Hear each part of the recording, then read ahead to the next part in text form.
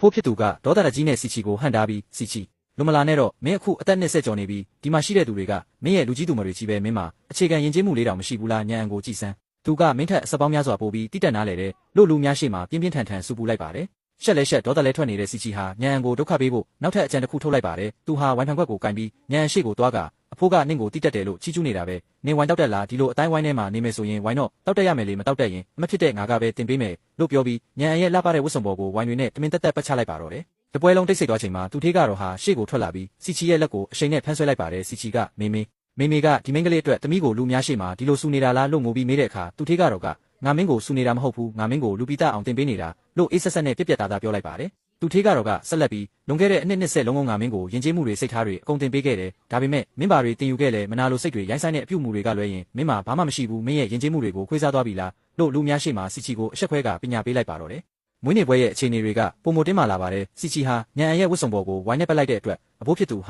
ဒေါသတကြီးနဲ့မတ်တက်ရက်လိုက်ပြီးစီချီလုံးလာပြီးမင်းကမင်းကလေးတယောက်ဖြစ်ပြီးဘာလို့ဒီလောက်တောင်ရိုင်းဆိုင်နေရတာလဲအခုချက်ချင်းနေရာမှာပြန်ထိုင်ဆန်းမဟုတ်ရင်ဒီပွဲကနေအခုချက်ချင်းထွက်သွားတော့နောက်ပြီး6မိသားစုရဲ့တကားကိုလည်းဘယ်တော့မှထပ်မနေနဲ့တော့လို့ပြင်းထန်စွာနှင်ထုတ်လိုက်ပါတယ်စီချီဟာကြောက်ရွံ့လုံသွားပြီးဘာမှထပ်မပြောရဲမျက်ရည်တွေနဲ့နေရာမှာပြန်ထိုင်လိုက်ရပါတယ်အဖိုးဖြစ်သူကညံအံကိုနှွေးထွေးစွာပြုံးပြပြီးညံအံလာအဖိုးနားမှာလာထိုင်ပါဦးမင်းကိုအဖိုးစကားပြောချင်လို့ပါလို့ဖိတ်ခေါ်လိုက်တဲ့အခါအဲ့ဒီတွေအားလုံးဟာညံအံရဲ့အဆင့်တန်းက6မိသားစုမှာဘလောက်ထိမြင့်မားသွားပြီလဲဆိုတာကိုသိလိုက်ကြပါတယ်ထမင်းစားပွဲမှာမဒန်လင်းကအဖိုးညံအံကအခုကုမ္ပဏီမှာကျမကိုကူညီပေးနေတာသူကတင်ယူတာလဲအယမ်းမြန်တယ်လို့စကားလမ်းကြောင်းပေးလိုက်ပါတယ်အဖိုးဖြစ်သူကညံအံကိုကုမ္ပဏီရဲ့အခြေအနေတွေမင်းမြတ်တဲ့အခါညံအံကတည်ငြိမ်စွာနဲ့အဖိုးပြီးခဲ့တဲ့အပတ်ကဈေးကွက်ရှာဖွေရေးဌာနကတင်ပြထားတဲ့ကုမ္ပဏီတစ်ခုကိုဝယ်ယူမဲ့အစီအစဉ်ကိုသမီးကြည့်လိုက်ပါတယ်သမီးရဲ့အမြင်ရတော့တစ်ဖက်ကုမ္ပဏီကတောင်းထားတဲ့ဈေးနှုန်းက15%လောက်ပိုများနေပါတယ်လို့ပြောလိုက်ပါတယ်ပွဲတက်နေတဲ့စီးပွားရေးလုပ်ငန်းရှင်တွေနဲ့အဖိုးဖြစ်သူကစိတ်ဝင်စားနဲ့ဘာကြောင့်လဲလို့မေးတဲ့အခါညံအံကသမီးအဲ့ဒီကုမ္ပဏီရဲ့ပြီးခဲ့တဲ့3နှစ်စာဘဏ္ဍာရေးစီရင်ခံစာတွေကိုတေချာစစ်ဆေးကြည့်ခဲ့ပါတယ်သူတို့ရဲ့ဒီနှစ်ဝင်ငွေတိုးတက်မှုဟာပင်မစီးပွားရေးလုပ်ငန်းကရတာမဟုတ်ပဲသူတို့မှာရှိတဲ့ပိုင်ဆိုင်မှုတွေကိုတခါတည်းနဲ့အပြည့်ရောင်းချလိုက်လို့ရလာတဲ့ဝင်ငွေတွေဖြစ်နေတာကိုတွေ့ရပါတယ်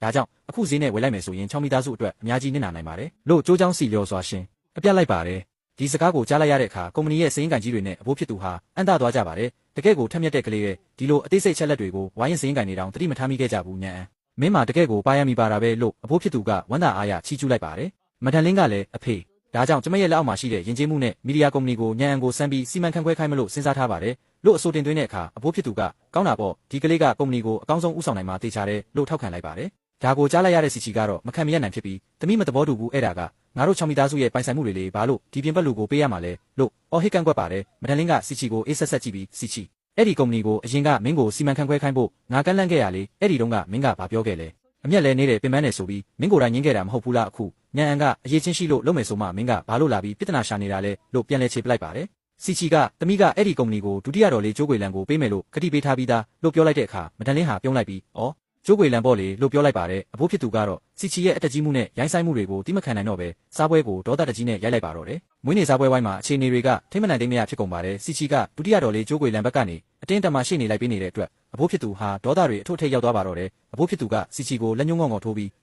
မင်းတကယ်တည်းအဲ့ဒီမိမအကြောင်းပြောထွက်သေးရဲ့ပေါ့လေမင်းကတကယ်ကိုအမှားနဲ့အမှန်ကိုမခွဲခြားတတ်တဲ့သားမိုက်ပဲလို့ဟိန်းဟောက်လိုက်ပါတယ်အဖိုးဖြစ်သူဟာရင်ထဲမှာနှစ်ပေါင်းများစွာမျိုးသိပ်ထားခဲ့တဲ့အမှန်တရားကိုတပွဲလုံးကြားအောင်ဖွင့်ချလိုက်ပါတယ်မင်းရဲ့အဖေဘယ်လိုတည်ခဲ့လဲဆိုတာမင်းသိလားလွန်ခဲ့တဲ့အနှစ်20ကမင်းရဲ့ဒုတိယဦးလေးနဲ့ဒေါ်လေးကျိုးကွေလန်တို့ဟာလောဘစောတက်ပြီးပြင်ပလူတွေနဲ့ပေါင်းကကုမ္ပဏီမှာစည်ရင်တုတွေလုပ်ခဲ့ကြတယ်ကုမ္ပဏီရဲ့ပိုင်ဆိုင်မှုထက်ဝက်ကျော်ကိုသူတို့ခိုးယူခဲ့ကြတာလို့ပြောလိုက်တဲ့အခါတပွဲလုံးအံ့သာတုံလုပ်သွားကြပါတယ်မင်းဖေကအဲ့ဒီအပေါက်တွေကိုပြန်ဖာဖို့6မိသားစုရဲ့အုံမြစ်ကိုကာကွယ်ဖို့အတွက်နေ့မအားညမနာအလုပ်လုပ်ခဲ့ရတယ်လူတိုင်းစီမှာခေါင်းငုံပြီးပိုက်ဆံလိုက်ချေခဲ့ရတယ်နောက်ဆုံးမှာတော့မင်းဖေဟာပင်ပန်းလုံးလို့လမ်းမှာတင်အမောဖောက်ပြီးတေဆုံးသွားခဲ့ရတာသူတို့ဇနီးမောင်နှံဟာမင်းဖေကိုတက်ခဲ့တဲ့လူသက်သမားတွေပဲလို့အဖိုးဖြစ်သူကမျက်ရည်တွေနဲ့အော်ဟစ်ပြောဆိုလိုက်ပါတယ်ဒါပေမဲ့စီချီကတော့နောင်တရမဲ့အစားအဲ့ဒါတွေကအရင်ကကိစ္စတွေပဲလေသူတို့က6မိသားစုကောင်းစားဖို့လုပ်ခဲ့တာပဲဖြစ်မှာပါအဖိုးတို့ကအဲ့ဒီကိစ္စဟောင်းကြီးကိုကင်ပြီးသူတို့ကိုအမြဲနေနေတာမတရားဘူးလို့ပြန်လဲအော်ဟစ်ပါတယ်ပို့ပြီးရင်နာစရာကောင်းတာကစီချီဟာမဒန်လင်းကိုလက်ညှိုးထိုးပြီးမိမိမျက်လုံးထဲမှာအခုအဲ့ဒီတောင်းစားတဲ့ညံပဲရှိတော့တာသမီးကိုသမီးရင်းလို့တော့မတတ်မှတ်တော့ဘူးဒါကြောင့်ဒီနေ့ကစပြီးမဒန်လင်းနဲ့သမီးဘာမှမပတ်သက်တော့ဘူးဒေါ်လေးကျိုးကွေလန်ကမှသမီးရဲ့မိခင်ရင်အထက်ပိုကောင်းတယ်လို့ပြောပြီးလူများရှိမှမိခင်ရင်းကိုစွန့်ပစ်ကြောင်းကြေညာလိုက်ပါတယ်ဒီလောက်ထိမိုင်းမဲလုံးနဲ့စီချီရဲ့စကားကြောင့်အဖိုးဖြစ်သူဟာရင်ဘက်ကိုဖိပြီးလဲကျသွားပါတော့တယ်ဆေးရုံကိုအရေးပေါ်ပို့လိုက်ရတဲ့အခါဆရာဝန်ကလူနာကရုတ်တရက်နှလုံးရောဂါပြင်းထန်ထဖောက်တာပါအသက်အရွယ်ကလည်းကြီးပြီမို့လို့အခြေအနေကအရန်ဆိုးရင်ရပါတယ်မိသားစုဝင်တွေစိတ်ပြင်ဆင်ထားကြပါလို့ပြောလိုက်တဲ့အခါမဒန်လင်းနဲ့ညံအန်တို့ဟာယူကျုံမရဖြစ်ကြရပါတယ်